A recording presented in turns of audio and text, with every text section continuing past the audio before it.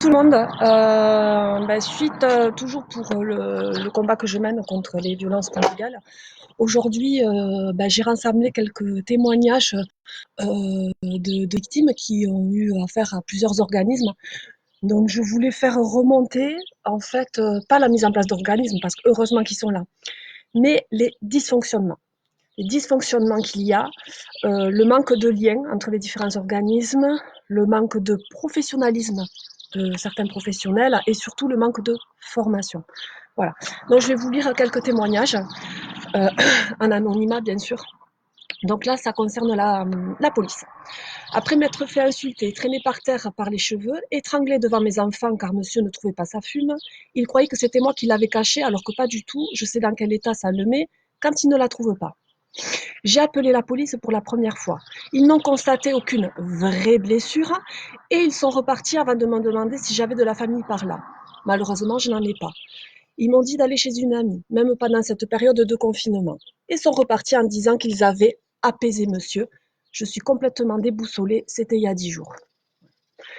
Donc celle-là, elle concerne l'enquêtrice et psychologue du tribunal. Voilà. J'ai déposé plainte pour harcèlement par SMS, brame injure en 2019.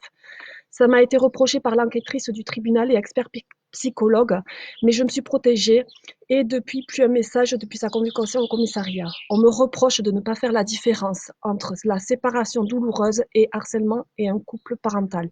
Violence subie.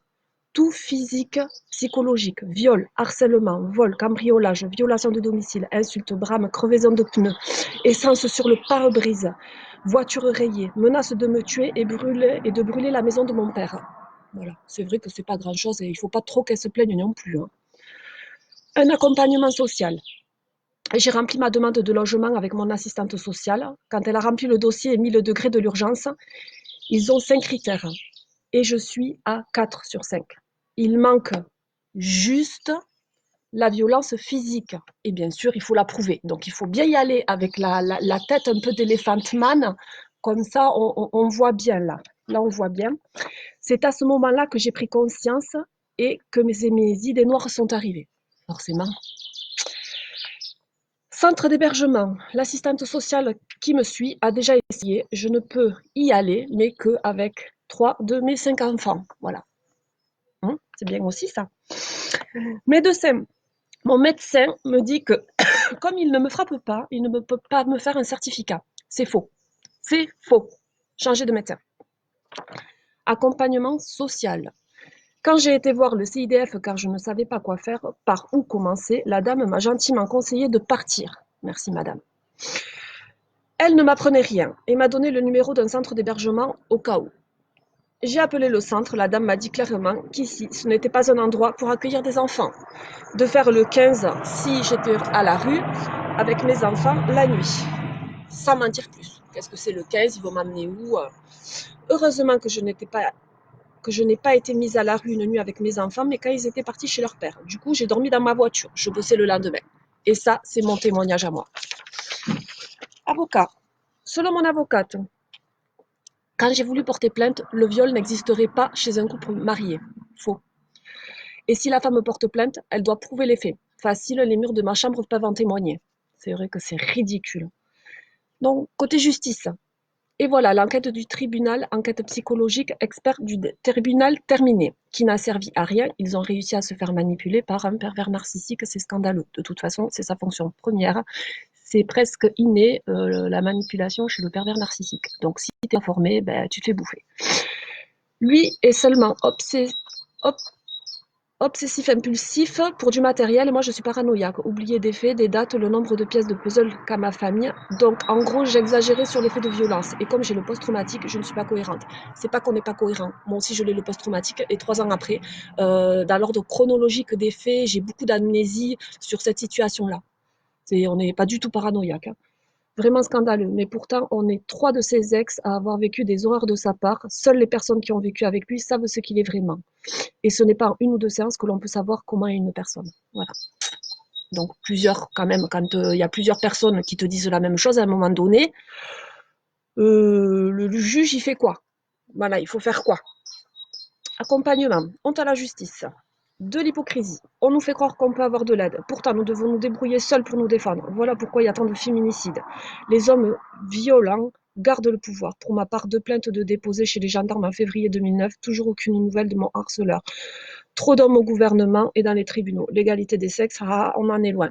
Non, mais voilà. Ça, c'est son avis, mais je ne suis pas forcément contre ce qu'elle dit. Police, il y a quelques... Attendez, là, il n'est pas complet. J'ai un dernier. 2 derniers. L'an dernier, elle est pas mal. J'ai amené aux urgences une jeune fille battue, sortie de là avec les papiers, direction le commissariat pour porter plainte. Réponse.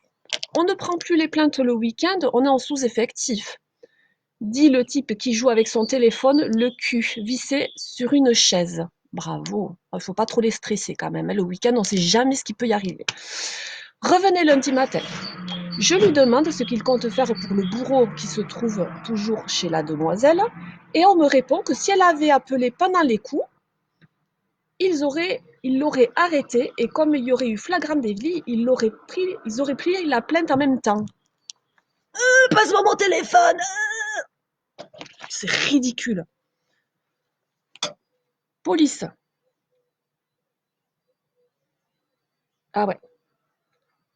Je suis en Belgique. Je les ai appelés parce que j'ai dit qu'ils voulaient mettre le feu à la maison. La police ne viendra pas. Je les appellerai pas, ça sert à rien. Hier, j'ai appelé la police pour prévenir qu'ils m'avaient volé mon sac. Ils m'ont dit que si je continuais à les appeler, j'aurais un procès. Voilà.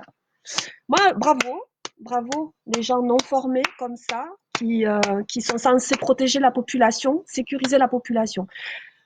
Donc, oui, appelez le 3919, fuyez, d'accord. Mais tout ça, ça s'organise. Hein. Voilà, à un moment donné, il faut se reprendre là.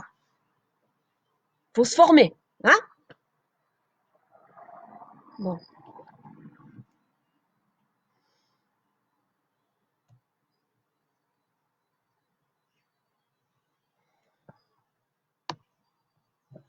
Je sais pas comment on fait. Ah si, j'avais pas trouvé le bouton pour arrêter la caméra. Bisous, bisous, force à nous. Phoenix.